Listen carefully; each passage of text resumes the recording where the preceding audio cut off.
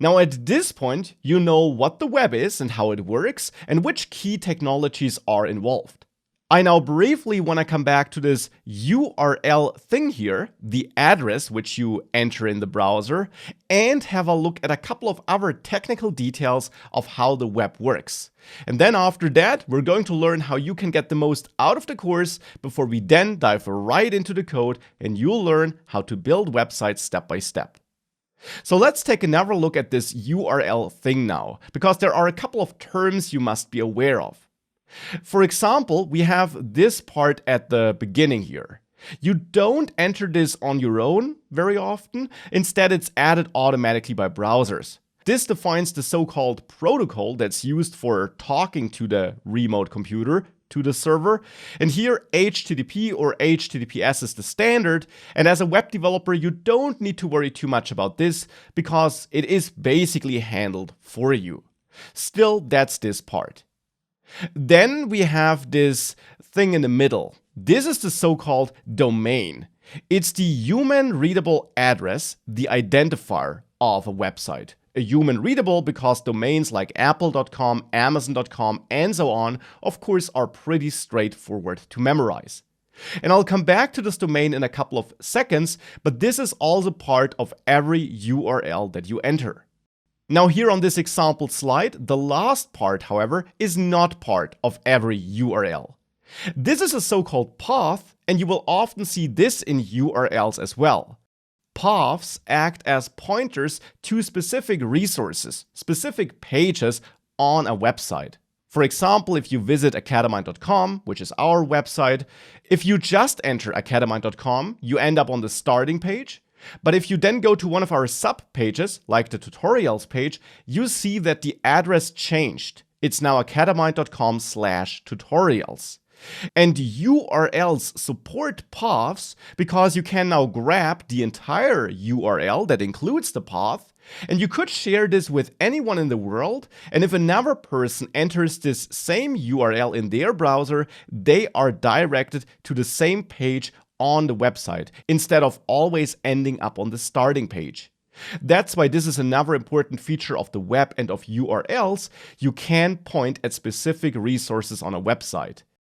And of course, in this course, we're also going to build websites that consist of multiple pages. So that's the URL.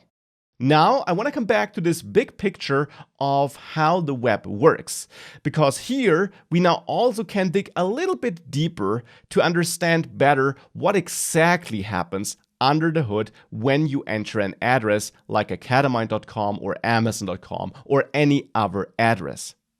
You enter this address, and we learned that this is called a domain here if you just have something like academine.com.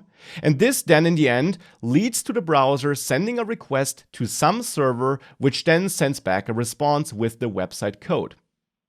Now what actually happens is a slightly different thing though. This request is sent, but it's actually not sent with just this domain. Instead, all the devices that take part in the internet, so to say, have so-called IP addresses. IP stands for Internet Protocol, and it's another standard that controls how devices in the internet are identified. Now, IP addresses look something like this, and therefore, of course, they are pretty hard to memorize for humans. But every device in the internet, including your computer, has such an IP address. And these IP addresses are actually needed for establishing connections and talking to each other. Now, since they are hard to memorize, we have these domains though, which are easier to memorize for humans, but which are not used by default to establishing these connections and sending requests. And the reason for this is that all devices that are part of the internet need such a unique identifier. But of course, for example, your computer, if it's not hosting a website, which it typically isn't, doesn't have a human readable domain. That's why we don't use domains for establishing connections, because every device has an IP address, but not every device has a domain.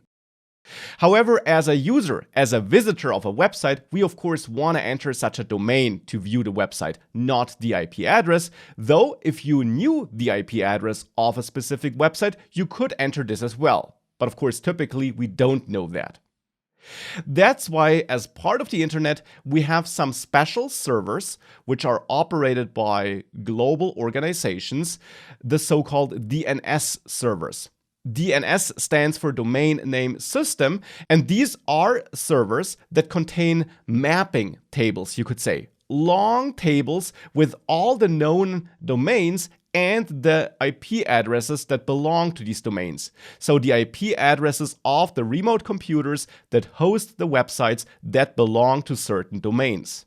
And when you enter an address like Amazon.com in the browser, or Academite.com or anything else, your browser actually first talks to such a DNS server to translate the domain into an IP address. And then once that IP address was returned, then your browser sends the actual request to this remote machine, to this server serving a website, which is now identified with help of that IP address. That's what actually happens here. And even though that might sound like a long-taking process, this is actually all super quick and only takes a couple of milliseconds. But that's what's going on behind the scenes. And that's also the reason why, when you want to publish a website, you typically have to buy such a domain first, at least if you want to have a custom domain. Because these domains have to be registered globally, you can't just come up with one, because of course they must only be used once, they have to be unique, and therefore you wouldn't be able to, for example, register Amazon.com if you wanted to do that, because that domain is already taken by the Amazon company. But you can take other domains, and once you bought them, they are registered and they are added to these mapping tables, so to say.